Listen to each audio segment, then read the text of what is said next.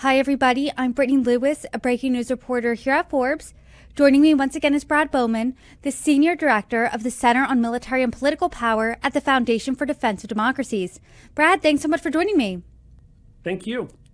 I want to talk about the latest on the Russia-Ukraine war because Russian officials, including Russian President Vladimir Putin, hosted U.S. envoy Steve Witkoff, as well as the president's son-in-law Jared Kushner, for a 5-hour meeting at the Kremlin this week.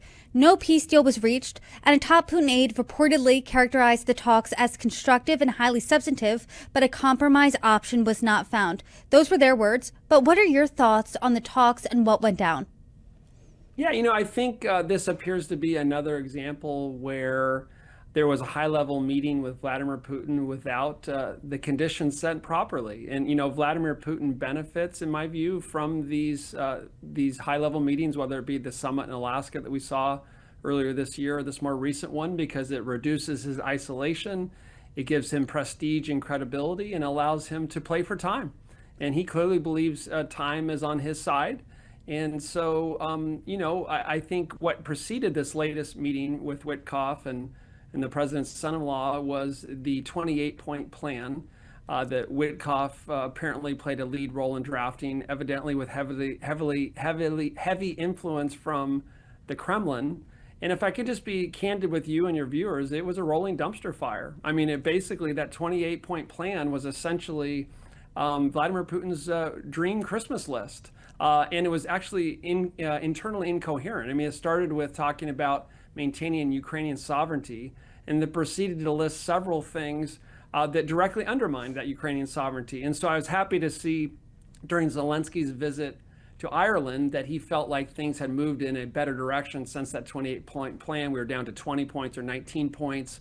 But nothing substantive came out of the meeting. Big surprise, because Vladimir Putin is happy with how things are going. And Washington and our allies in Europe have failed to shift Putin's cost-benefit analysis to the point where he's willing to make any good faith concessions. And so until we do that, I don't think we're going to get him to come to the table in good faith. And even if he pretends that he's doing it, given the Russian history, including with the Budapest Memorandum and other things, I'm not holding my breath for that anytime soon.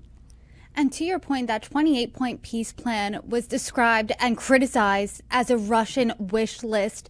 Then they go to Ukraine. Ukraine whittles it down a few points, and they're happy with that. They said that's something we can work with. Russia now says no. Whenever there's one side that's happy with the agreement, the other side says, hey, there's a host of non-starters in there.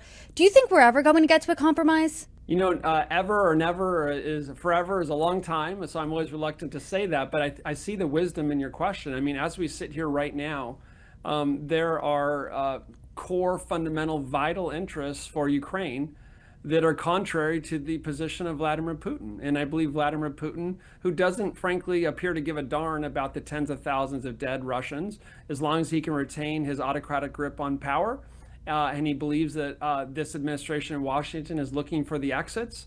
And Ukraine, frankly, is experiencing a manpower shortage and is under some pressure. And I think Putin sees an opportunity here to deceive Americans and deceive this administration into believing that Ukraine is the problem.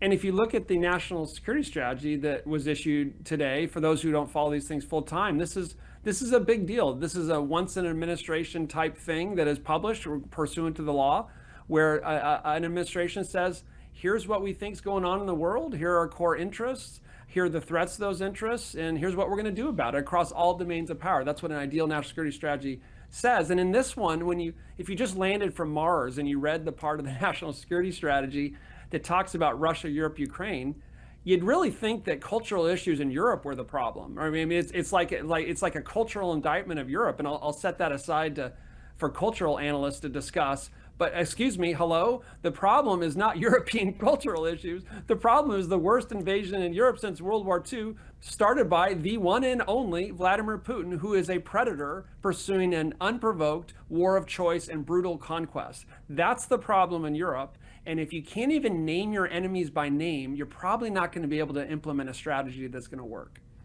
And I want to get to that in a second because I have some quotes from that plan, especially as they regard to Russia.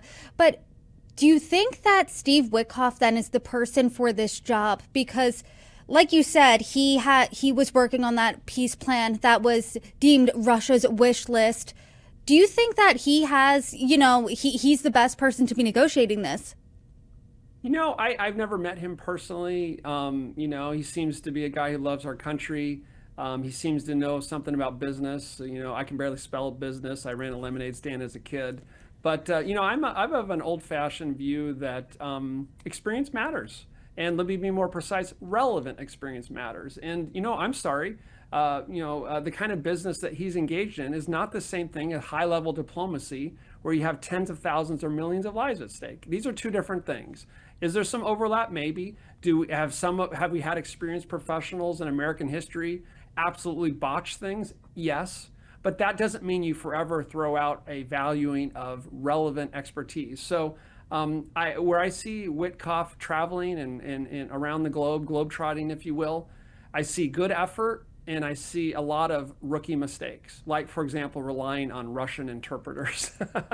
Step number one, when you're meeting with the Kremlin officials, don't rely on the Russian interpreters. Those are little things that, you kind of learn in diplomacy 101 class. And unfortunately, we're still learning some of those things.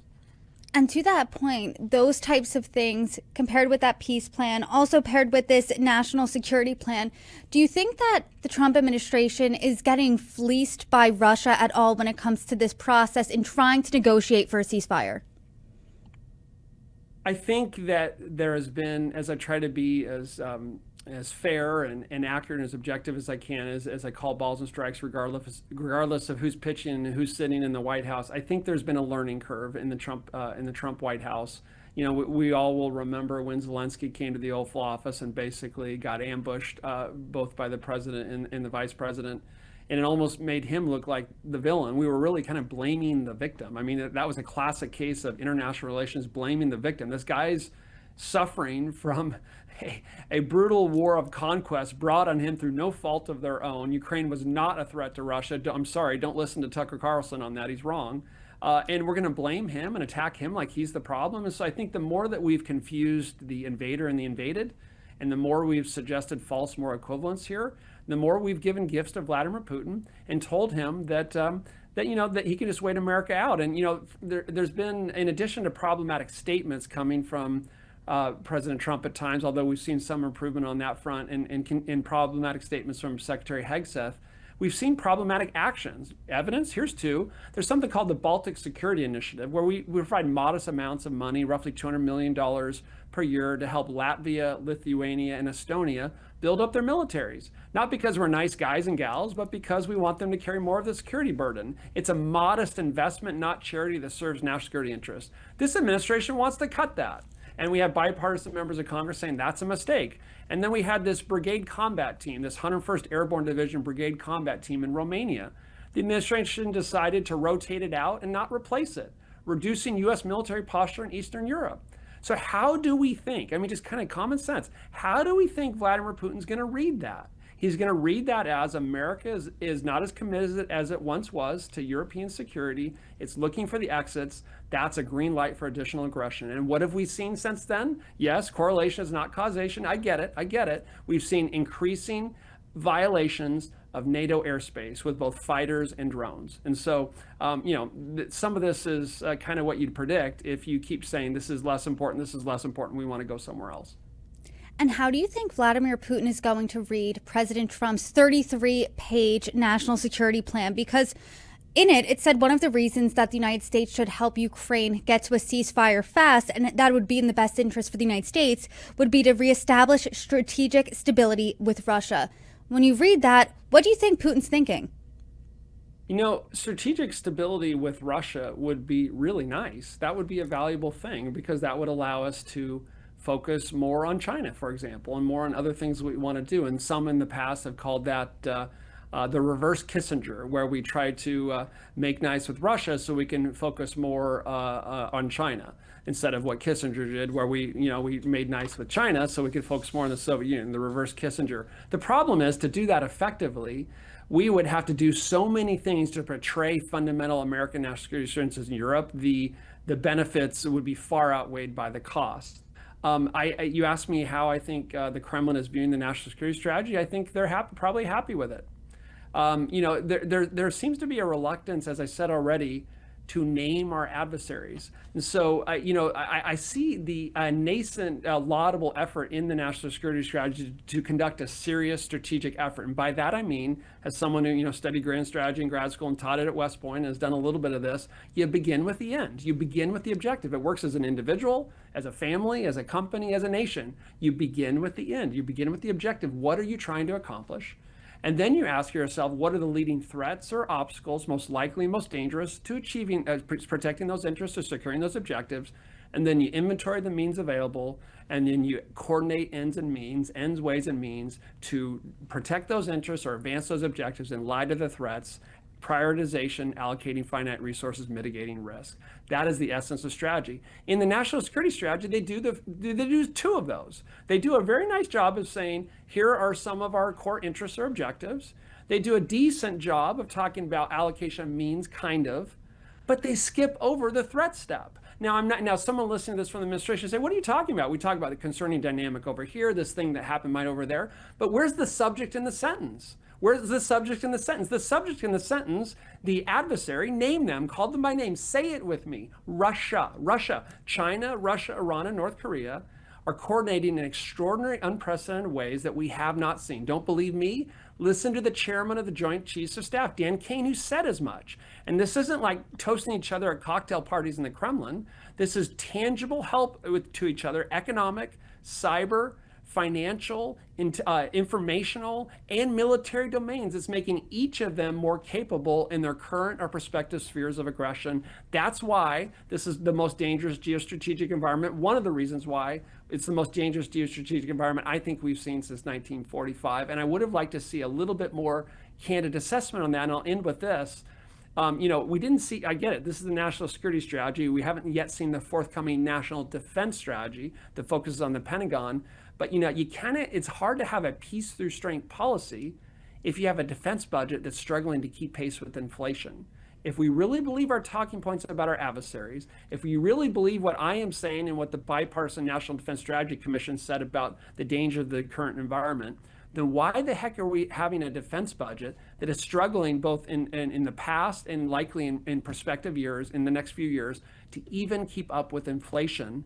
And when you compare it as a percent of GDP, we're going to struggle to stay at 3% over the next 3 or 4 years. 3%, other than 3 years before 9/11, the last time we spent that little on defense was 1940, the year before our Pearl Harbor and our entry into World War II. So you talk about an ends means mismatch. I'm not sure what's going on with that. When you're looking at this plan and how you think that the Trump administration perhaps is shy in calling out and naming their enemies by name, why do you think that is? Because when you think about President Trump, he is not shy at calling out his opponents by name. I mean, he is the person, he is the political candidate. When he is running for office, he is dubbing people's nicknames, and those are nicknames that stick and they are insulting. So why do you think it's hard for them to make that step to say, hey, Russia's our enemy, Iran's our enemy, China's the villain? Why do you think that is? It's a great question. You're right. I take your point that at times he does not hesitate at all to call people out, but at times he consistently does. I would say that has been a consistent challenge with respect to Russia. I mean, I think it's been a consistent problem, and I think it's probably good intentioned. I mean, I'm not assigning. I'm very reluctant to assign malign motives to anyone. I think the president genuinely, to his credit, he genuinely looks at the war in Ukraine and sees a human catastrophe there. I mean, there's extraordinary human suffering there. I mean, war crimes. Don't forget Bucha. Don't forget the children taken hostages, stolen from their parents. I mean, the tens of thousands of dead. I mean, he's right. It's a human disaster, and he wants the war to end. I mean, anyone with a heart should want that. So I give him credit for that, and he's prioritizing that. I give the administration credit for prioritizing. It is, after all, the worst war in Europe since World War II. But I think maybe somewhere along the line, he either got some bad information from advisors, or he got the idea that maybe Putin could be persuaded with carrots, that a carrot approach rather than a stick approach was more effective. And, my read of Vladimir Putin tells me exact opposite, that he views carrots and candies as green lights for aggression and signs of weakness, and respects strength and consequences. And yet there's been a reluctance to impose consequences on Vladimir Putin. So I think that there's a partial answer to your great question.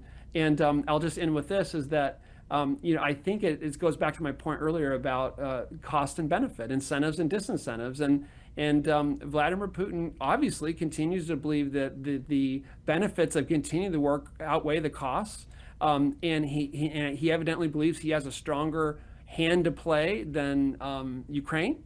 And a preeminent reason for that, I believe, is his assessment of policy in Washington.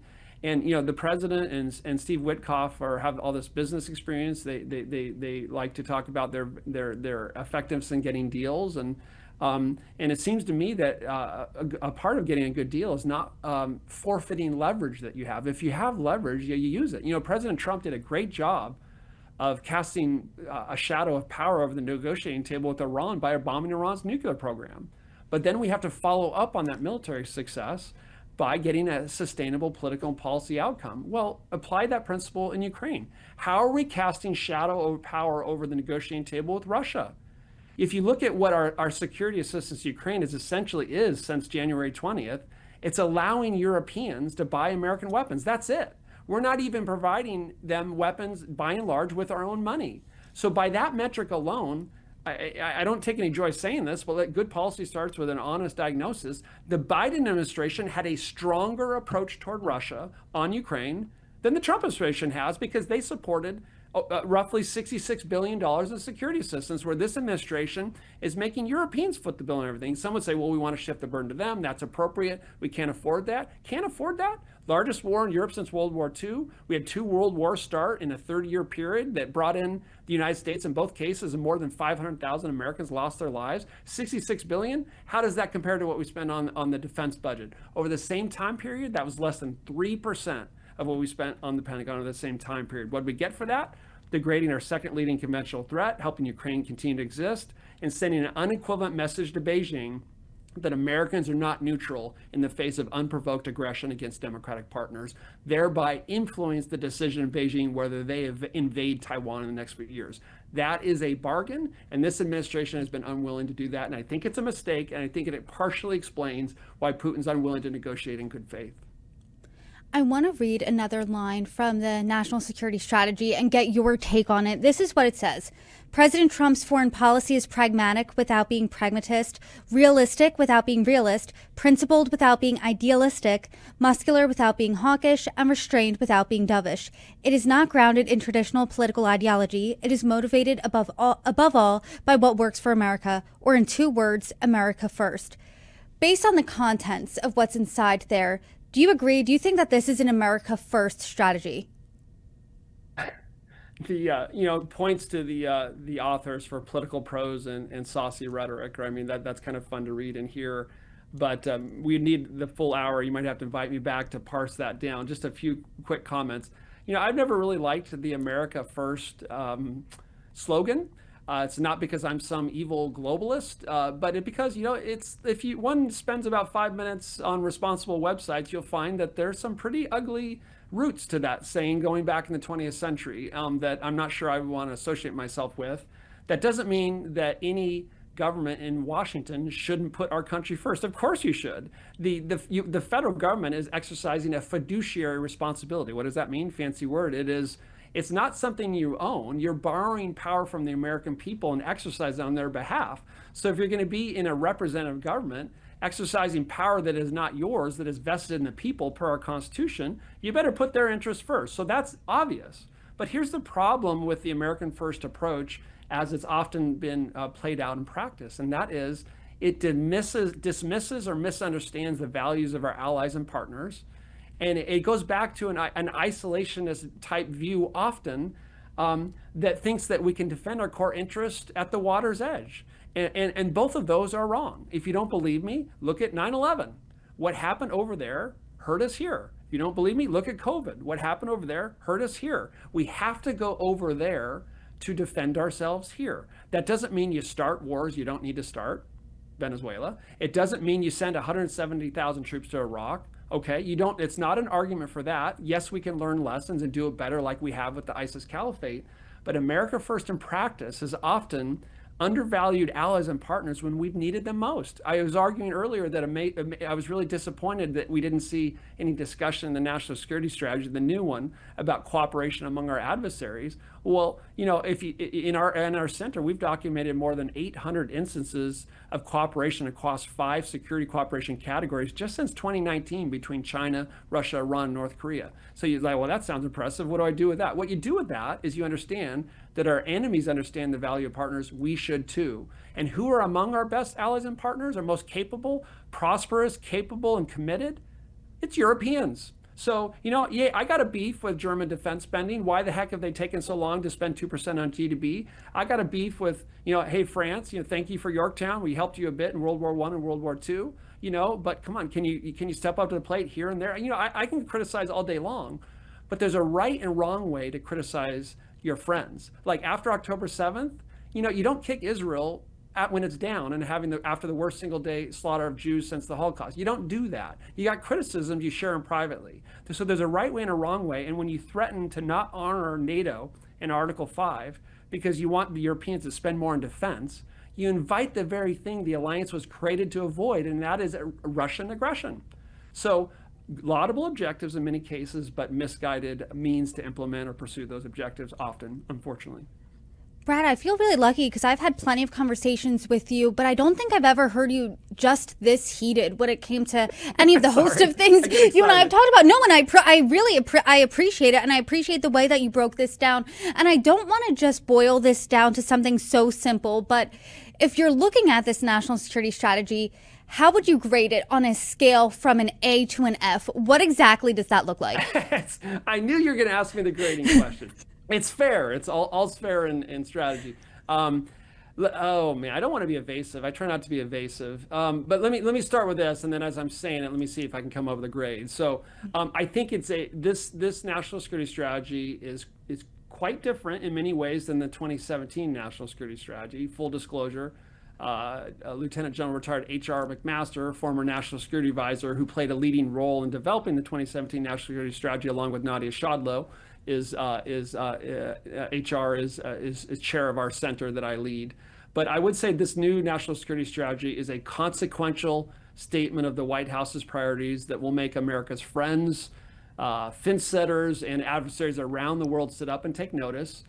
I think it includes some threads of continuity from previous national security strategies and some major departures. And I think there's some laudable elements, some notable omissions. I've talked about some of those, including a reluctance to name our adversaries, and some serious say what moments. So that's me, a long-winded way of me saying there's some good here, some real good actually in spots, some unforced errors, and some what the heck are you talking about moments. And so if I were back in the classroom at West Point, what grade would I give that? I would have to go grading by section. Why don't you invite me back and I'll give you grades by section? But right now, let's go with a C+. Let's go with the I was going to say that sounds like does that a sound teacher. Like a C+? How you described that journey sounded like a C, Yeah. somewhere in the C territory yeah. to me. So I'm not going to make the student repeat the grade, but I want them to know that there's room for improvement. How dare I say that? But anyway, yeah. But I'm being kind of cute here. But really, we're not talking about a game of Risk or Catan or Stratego here. We're talking about national security strategy and the security of Americans and the lives of our allies, partners. And so I bring the a sober approach to this, but just trying to make it interesting for folks at the same time. No, I really appreciate it. And Brad, I always enjoy our conversations, and I would love to dive deeper in this in a different conversation or as we see it play out. Brad, thank you so much. You're welcome back anytime. I always look forward to it. I do too. Thanks so much. Take care.